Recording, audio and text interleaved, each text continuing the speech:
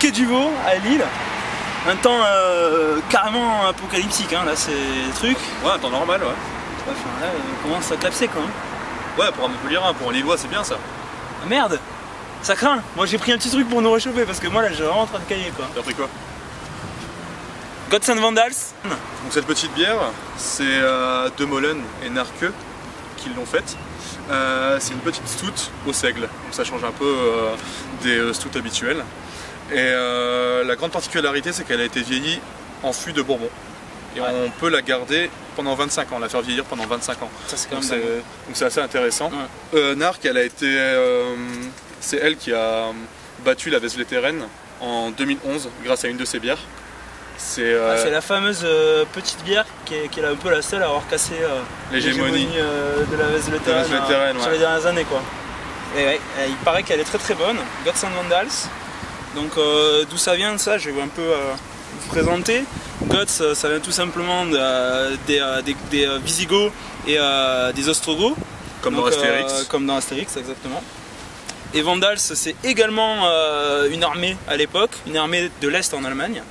Donc c'est de là que vient ça. Et bon, la particularité, c'est qu'ils ont joué un rôle prépondérant dans le fait que l'Allemagne, que l'Empire romain soit tombé à l'époque. En effet. Donc là où c'est un pied de nez assez intéressant, qui marque vachement l'histoire de la bière, c'est qu'à l'époque, les vins, les Romains, ils étaient plutôt amateurs de vin. Dans tous les films, Astérix et tout, on voit les mecs qui boivent du vin. Et à l'inverse, les Gaulois, ils buvaient plutôt de la bière. Et dans les armées allemandes, on buvait plutôt de la bière. Donc c'est un peu la bière qui a renversé le vin, en quelque sorte, historiquement, quoi.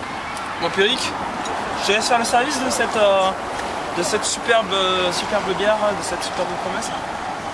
En espérant que ça va pas trop mousser vu que tu as dû courir sous la pluie. T'es arrivé un petit peu essoufflé tout à l'heure, je vois ça.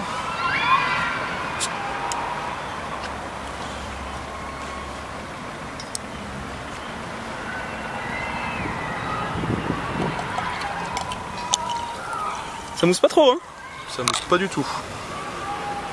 Donc en tout cas, voit, ça sent super bon. D'ici, j'arrive à, on sent avoir les odeurs directement. C'est hallucinant. Donc déjà, couleur, hein, on peut remarquer que la mousse est très peu persistante.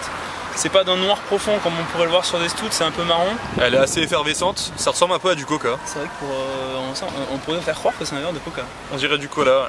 Bon, on a pris une cuite, on va se faire un coca. Bon, je commence par sentir. Vas-y.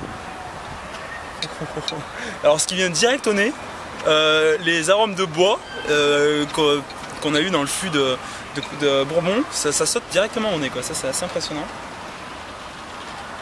Après il y a un côté très maltais, très caramel, ça c'est évident. Un côté vineux aussi, hein. Vraiment, hein, c'est le côté vineux ressort. Et puis forcément il y a les arômes de Bourbon aussi qui remontent au nez. Je te laisse sentir, Pierrick, si tu as les mêmes impressions, si tu ne trouves d'autres arômes. Oui, wow.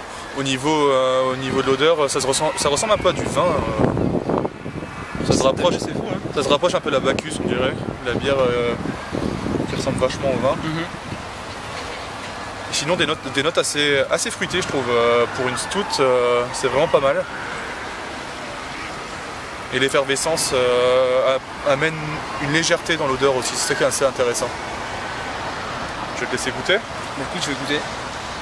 J'ai envie en tout cas, ça a l'air super bon.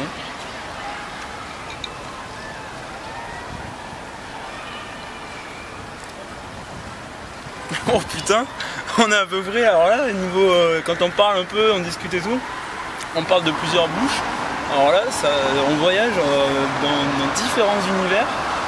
On a un début qui est, comme tu disais, vachement fruité. Moi j'ai trouvé des notes de mûr un peu, mûr raisin.